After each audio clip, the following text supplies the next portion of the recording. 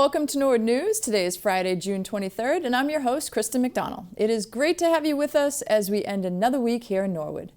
This week on Norwood News, Mark Ryan shares the DPW projects around town this summer. Ron Marshalsea updates us on the Coakley Middle School name change status. Joe Delacarpini explains why the Canadian fires impacted us. But first, last Saturday, the rain didn't dampen the second annual Juneteenth celebration on the town common. NCM talked to Officer Jeff Baguma, as well as vendors and performers, about the significance of the Juneteenth celebration. Oh, yes, it will. I go to the movies and I go downtown. The event we have going on today is the 2023 Norwood Juneteenth, second annual. The rain couldn't keep people away. The whole thing is, if we don't embrace this and show up, then who will? To my left, we have GoFi, Golden Opportunities for Independence. We have the rec department, who was very crucial in this. Performances range from Mr. Kirkland, mathematics, Charlotte Lucien, on and on and on. It's a beautiful setting.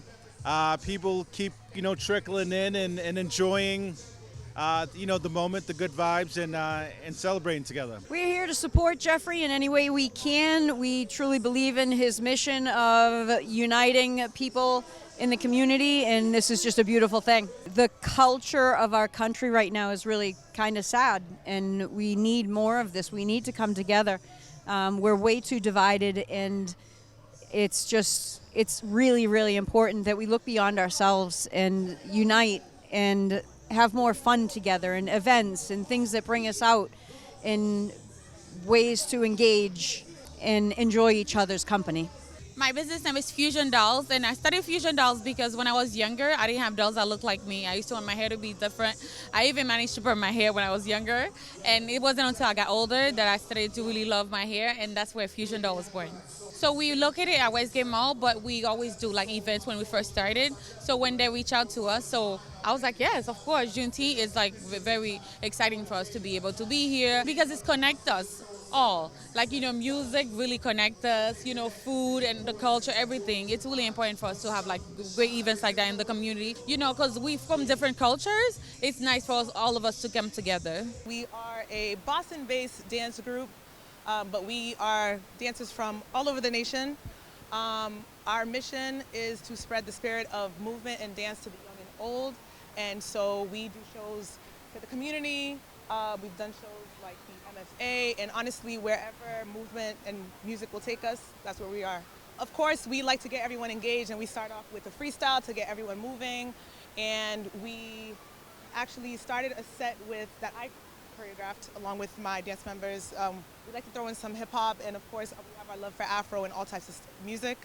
And then we had a movement and history session with Charles, and we have many more to come. Events like this are crucial, not only here in Norwood, but across the nation, because it's about preserving, culture, community, and art is the best way we do that. We do a lot of storytelling as a way of honoring our ancestors and keeping those stories alive. And I feel like art kind of gets swept under the rug too often. So if we have more events that can bring art to the front and bring community out for us to share those stories, whether it's through dance, poetry, crump, which is still dance, but just create. What we've included this year is a lot more art. We have a lot more art, representation of the youth. If you look around the trees, a lot of the trees bear art of the youth representing the future. It's a little bit of Afrofuturism, and we can't see the future unless we see what the youth see. And it's a whole combination this year. But this year it's really just looking out to the community and seeing what they want, see what they liked last year, and incorporating it into the 2023 Juneteenth. It's very important because we get to learn more about each other. There's a painting behind me that has a figure of a male going through multiple books. They're books in the trees, but the book that he is currently reading says, "Who am I?" So he's trying to figure out who he is. He's trying to figure out what Juneteenth's about. He's trying to figure out about the world around him. I think we're all trying to do the same thing through going through our history and so on. So the more we know as a community, the more we know about our neighbors and each other, the better we are off together. Table with God to carry on. It's been a long time coming. I know. At the school committee meeting Wednesday night at the Savage Center, the discussion of naming the new middle school continued. Here's NCM's Ron Marshalsea with more. Wednesday night, the school committee met at the Savage Center. The naming of the new middle school was again the main topic of public comment, with former co-workers, friends, and family of Dr. Coakley speaking more about why the name should remain. Dr. Coakley had a presence about him. When you were a kid, you saw this set of white hair coming through the building, you knew the boss was in there. The faculty loved him, the cafeteria workers, the custodians, the parents, everybody respected the guy. A new doctor, or I don't think he was a doctor, but Umberto Napoleone, the assistant superintendent, Jimmy Donovan. I knew who the players were. We all did as kids, because they all knew our parents. So it was kind of a tight-knit town back in the day. As I grew older, I realized what the fella did for our town in his stewardship of our system, and how he shepherded us through some of the most trying times that we had. I think Mr. Pachikowski said it best, what we went through in the 70s and 80s. It was tough.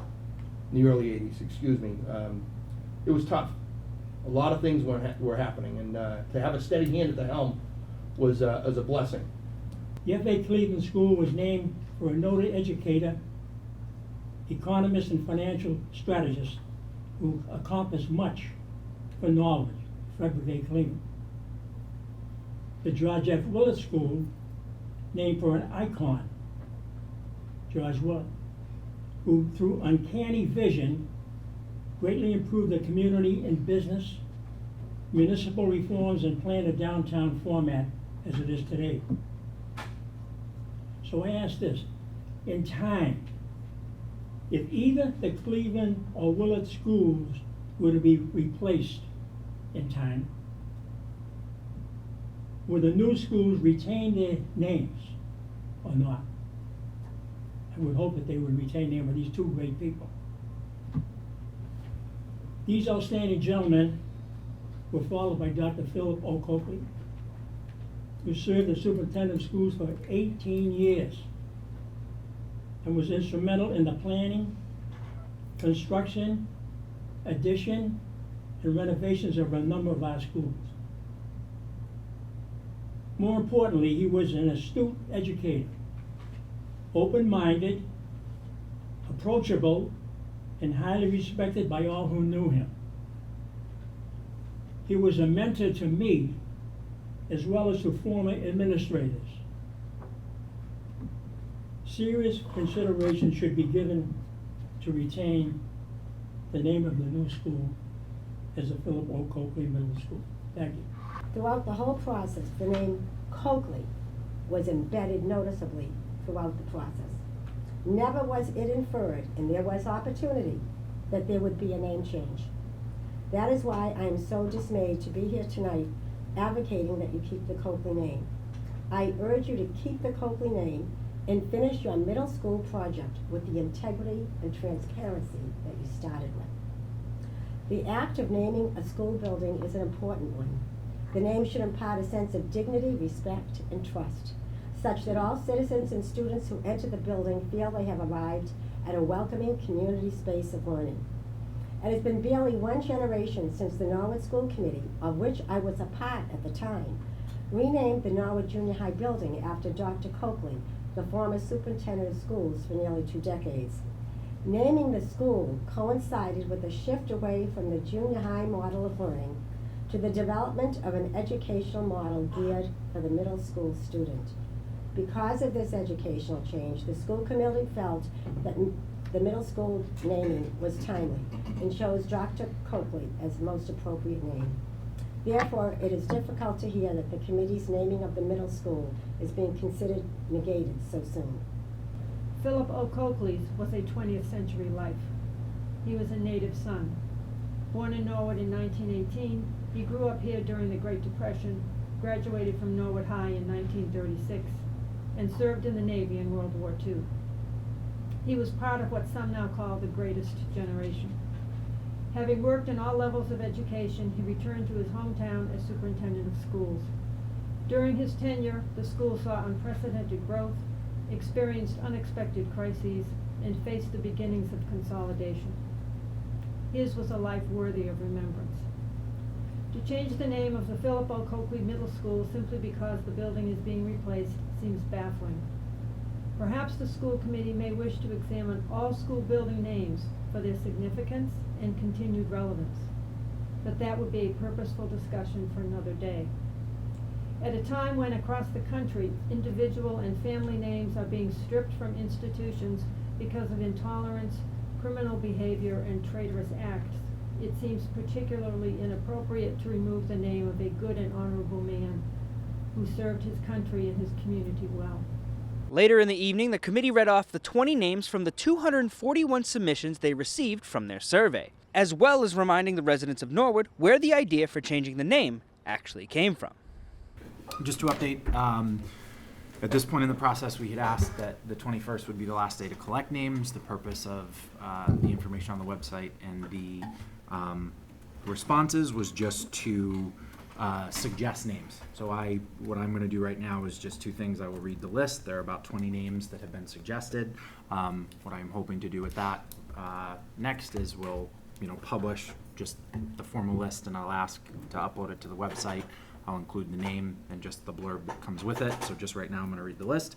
I would suggest one just because of time tonight. I know we would have to take into account the open houses, but the next step would be sometime in the fall, planning the open forum where it would just be for the names. And I know when we had went back and done this in March that people had asked just to consider open house nights, and when you're planning that, just for time's sake, not to get down that road tonight. But if you would like to.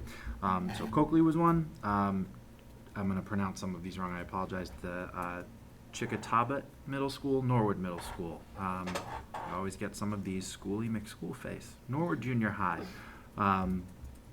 Edward Brook, John P. Dixon, Sean M. Dixon, Lil Mason, Marfosi, Henry William Diggs, Carol Poirier, the Mr. Fitzgerald Middle School, Robert Fitzgerald Middle School, Robert Fitzpatrick Middle School, Tyler Lawrence Middle School, Robert A. Clifford Middle School, John J. Carroll Middle School, Bernie Cooper Middle School, William Fitzgerald Middle School, David Hajar Middle School, Norwood Memorial Middle School, William G. Brooks Middle School, Morse Hill Middle School. So I just harvested the names that were listed, and the Michael Anthony Middle School, that was the last one, sorry. Just took those. I was hoping to just publish those with the little description next to them, just for people to take a look at over the next couple months. No, I would definitely like to really quickly, like for some of the things that we've been seeing, that I've been seeing, the complete misinformation, the twisting. I appreciate everybody that has come out and spoken to us, and and a lot of people have listened to what we've had to say, but there are other people who are twisting things that are just absolutely ridiculous. I'd like to remind the folks, even the folks that came tonight who were very respectful, that you're not the only voters in Norwood. I'm going to totally go back on what I just said there in a minute, and you're going to say, what the hell is she doing? But I just want to remind them that I've seen posted on social media that the will of your constituents, and you have to you're supposed to answer to your constituents. And to that, I tell you, it was our constituents who asked what we were going to name it and gave suggestions for a new one.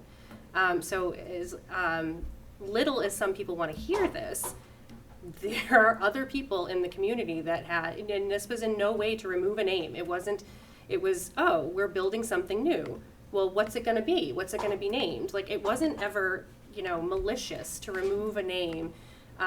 For people saying, well, if you rebuild this, would you rename it? Well, maybe, yeah, actually. I'm pretty sure there was, some mild conversations around Norwood High School when it got built. So I just want to remind folks that who keep wanting to say, listen to your voters, we did. That's how we started the process. So, that not the loudest is not always the only. The next school committee meeting will be remote and take place on July 18th. For Norwood News, I'm Ron Marshalsea. Thanks, Ron. Coming up on Norwood News, Joe Delacarpini updates us on the smoke from the Canadian wildfires. The Recreation Department starts the process for their new locker room renovations, and concert season is back.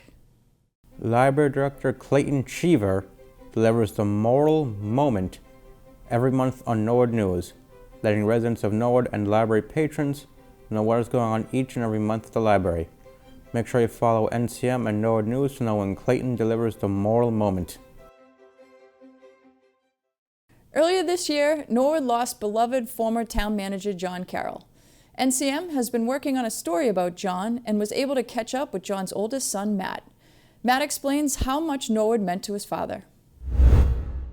He loved Norwood. I mean, it was, like I said, it became his passion job. He just, at first I think it was a job because he didn't really know Norwood all that well. We grew up in Dedham, but by the end of it, he couldn't wait to go to work every day. He was just totally involved. He worked weekends, nights, the whole bit. He just loved going to work. People like Bernie, who he just loved to death. And unfortunately, Bernie died way, way too young. And my father just would always talk about Bernie afterwards. He was like, I can't believe Bernie's gone. I can't believe Bernie's gone. So, what did the people of Norwood mean to him? Everything. He loved everybody. I mean, he would go out. He had a crew of I guess it would range from 3, 4, 5, 7 people a day, go to a different place to eat all the time. And he would just, go sit there and everyone, I went out with him a few times and all these people just come up and just start chatting with him. The people in the restaurant who ran the restaurants all knew him, and all these people were just, all the locals were just coming up, talk to him about everything. John meant the world to Norwood, and we are grateful for his service, dedication, and the love he gave to Norwood. Tune in to NCM in the coming months for the full story, where we remember the legendary John Carroll. In the beginning of June, you might have noticed a haze in the air from the Canadian wildfires. Norwood's very own Joe Delacarpini from the National Weather Forecast explains why. Hi everybody, my name is Joe Delacarpini. I'm a meteorologist and the Science and Operations Officer in the National Weather Service's Boston office located at Norton, and also a resident here in Norwood. Here to talk to you today about why we've seen all the smoke the past month or two, especially, showing some nice red sunrises and sunsets. So we're going to get into a little bit about the weather pattern and why we've seen so much smoke, and then, will we see any more smoke as we go through the rest of the summer? So to start, the forest fire smoke really has been an issue here in the Boston area since the latter part of May and especially early June. And you can see the picture here of looking at the city of Boston. This was the first week of June when the smoke was probably most noticeable. And it's a result of smoke from Canadian wildfires actually in several places. On the left, you can see a satellite image here, and you can see the smoke pretty apparent by that kind of dust-looking appearance here over New York and Pennsylvania, kind of sweeping into New England. These were from wildfires out in Western Canada that we saw initially in the latter part of May into early June. And also some other fires developed in Quebec and also up in Newfoundland, and that smoke actually made its way down as well. So, we know there are wildfires out there all the time. So really, why don't we see smoke all the time? So let's take a look and see. So as I mentioned, we had wildfires beginning in Western Canada out toward British Columbia and Alberta. This was in May, and this was actually the result of a very dry weather pattern out in the western part of Canada. And these fires were started by lightning strikes. And you can see the map on the right kind of shows us the weather up at the jet stream level, and that's kind of what steers our weather conditions here near the ground. So this is called a very strong, what's called upper level ridge of high pressure. So when we think about high pressure, we think about dry, sunny weather typically, and it's no different when you go up towards the jet stream level, but it also implies very hot and dry weather. And this upper level high pressure system was very persistent over the west coast and into the western part of Canada for much of the spring. So as a result, there was a greater than normal chance for wildfires in those areas. And as I mentioned, there were a few days of thunderstorms that actually ignited those fires. Then in early June, in addition to that smoke, we saw more fires develop, again, the result of lightning, which is fairly typical in the spring and summer. These developed in Nova Scotia, Quebec, and even Newfoundland. And you can see on the left a satellite view of some of the forest fire smoke there. So as this smoke also came down into our area. But the question is, why did we see smoke from both? Well, it really had to do with this persistent weather pattern. So as you've noticed in the spring and so far this summer, we haven't seen too many hot, humid days, into the 90s. We had actually some 90-degree temperatures in April, but not much since then. It's been the result of a very persistent jet stream pattern. What we're seeing is low pressure. So with low pressure, again, this is up near the jet stream level. So we tend to see cooler weather, showery weather this time of year for the most part. And with low pressure, the flow is counterclockwise. So you can see the arrow here is pulling all that smoke in Quebec and also Newfoundland and Nova Scotia right down through the Great Lakes and actually around the bend to Washington, D.C., and then right here into southern New England and New York City, which we saw quite a bit of smoke in the early part of June. And at the same time, we also had a pattern that was favorable to bring the smoke in from Western Canada, as you can see here. The winds go around this area of high pressure in a clockwise direction, then drop down through the Great Lakes and into New England. So the jet stream was just in a perfect enough position to bring us smoke from both the eastern Canada wildfires and the western Canada wildfires for several days at a time. In most cases, it just was a hazy appearance to the sky, but there were a couple of days in early June where the smoke actually made it closer to the ground. It was very hazy and also led to some health concerns. And you may have noticed some what are called air quality alerts were issued for our area of Massachusetts. So the one way we can forecast this is by using high-resolution weather models. These are kind of down to almost the neighborhood scale, and they can tell us where the smoke plumes are traveling. And you can see in this animation, the darker shades of orange and red, and especially the purples, are showing us very high concentrations of smoke through the atmosphere. So by using these forecasts, and they typically give us about 1 to 2 days lead time, we work with the folks at the EPA and the state agencies to determine where the air quality alerts will be needed and for how long. So in this case, in early June, this was around June 5th and June 6th, it was pretty much the entire Commonwealth in Massachusetts, as well as Connecticut, Rhode Island, and our neighboring states for having air quality alerts out. And that just tells people who have respiratory conditions or health concerns, should take proper precautions to stay protected from these smoky conditions, which can be dangerous. So the question always is are we going to see more smoke this summer? And, we've been in kind of this same pattern here, even into the middle and latter part of June. So as long as this weather pattern persists, we should see some more of these smoky days. The forest fires themselves are in fairly remote areas, especially up in Quebec. So they're unable to have firefighters get to them and actually put them out.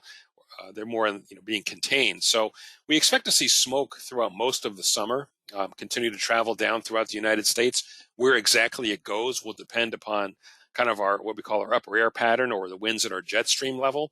But at least it looks through the end of June, maybe the first part of July. So, the first half of the summer, conditions may be favorable for us to at least see some of these, red sunrises, red sunsets.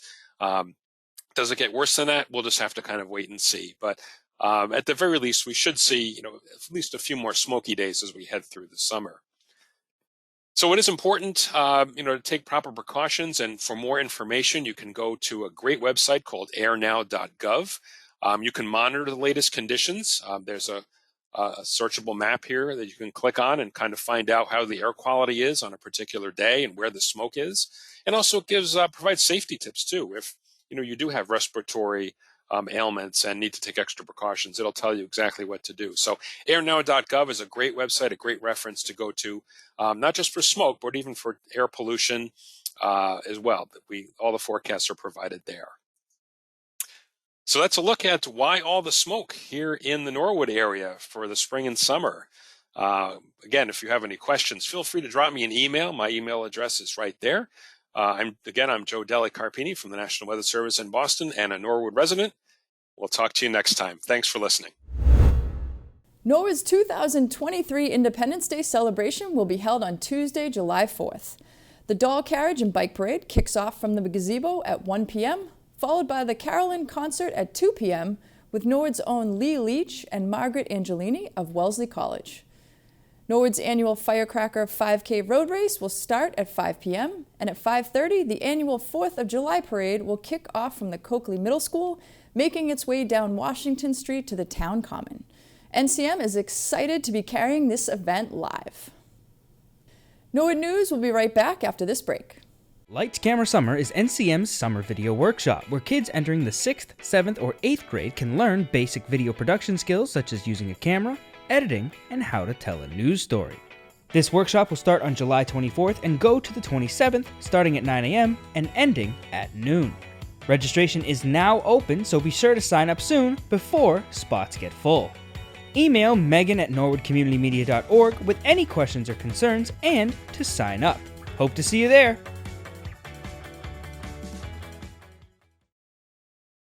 With summer in full swing, DPW Director Mark Ryan has updates on public works projects happening all over town. Hello everyone, happy summer 2023. Mark Ryan here, Director of Public Works in Norwood. Just give you a little update what's going around town related to the DPW. DPW is doing their regular routines, maintaining parks and commons, and in particular baseball and other athletic fields, because there's still a lot of activity going on there, so that's an everyday thing. We're taking care of Central Street in front of the theater next to the town common, always keeping that looking neat, and people are utilizing it, which is awesome. Still putting out some units for outdoor dining around town. Still get some more restaurants coming on board, do some outdoor seating areas, so that's exciting. Other things the town is doing is, regular cleanup around town. You got leaf bags, you got tree maintenance we're taking care of. Just busy as usual. As far as larger projects, we've got a couple of water main cleaning and lining sites going on. One is in the Ponset Street area on the east side of Route 1 in that area, so you'll see a lot of above ground temporary bypass water pipes there. So that work's ongoing, and the same type of work is ongoing behind the library in B Street, Beacon Park Road, and that area. So that's a very involved project. This is our third year of a 10-year project. $4.5 million worth of cleaning and lining the water mains, having great success, improves the water quality, the aesthetics, and also improves fire flows dramatically. So that's ongoing. Annual roadway resurfacing. We've got over 40 streets we're going to pave this year. We've done close to 18 streets so far, so we're keeping busy there. We still got a ways to go there. That's over $4 million worth of work, so that's a lot of activity going around that, and that will continue right through this year, and probably stop for the winter, obviously, and then pick up in the spring. So we're busy around town. We'll be getting ready for 4th of July soon, which is exciting. You'll see the flags on Washington Street, all the way from Railroad Ave right to Short Street in South Norwood. We put them up for Memorial Day, we kept them up for Flag Day, and we'll keep them up for 4th of July. So 4th of July is coming, which is always a great time of the year. So looking forward to a great summer. Weather's good. Keep safe out there, and looking forward to seeing you soon. The town of Norwood held a pre-bid meeting at the Norwood Recreation Department in preparation for the renovation of the women's locker room. Contractors and engineers were on hand to tour the facility before they submit bids on the project. Assistant Town Manager Mike Rosen explains the process. Hi, we're here today at the Norwood Civic Center at the contractor pre-bid meeting for the Women's Locker Room project, which is a very important and needed project for the town, which was recently funded by Norwood Town Meeting, and thank you for that. We had about 5 contractors show up right now that are interested in potentially bidding on this project. We're very excited about the turnout, and hopefully this yields a great project. And as you can see from the video of the locker room that was taken today, it's in dire need of some help and some love. So we're hoping that this yields a great project, and it's going to be a good project for the town. Thank you. With summer officially arriving this past Wednesday, the Norwood Summer Concert Series schedule was released. Beginning the week after the 4th, the gazebo will be jamming with tunes on Sunday nights for the Concerts on the Common series. On Mondays, the Carolyn Bells will be playing from the Norwood Town Hall Tower, thanks to Lee Leach. Kids will get a chance to sing and dance at the concert series on the Common for 3 Tuesdays, thanks to Norwood Junior Women's Club. And finally, on Wednesday nights, Summerfest will be back to round out the week of music on the Common. The full schedule can be found on norwoodma.gov, and MCM will be there covering each concert and rebroadcasting them on the community channel. Well, that's all for Norwood News. To stay up to date with Norwood Community Media, follow us on Facebook, Twitter, and Instagram. As always, thank you so much for watching. Have a great weekend.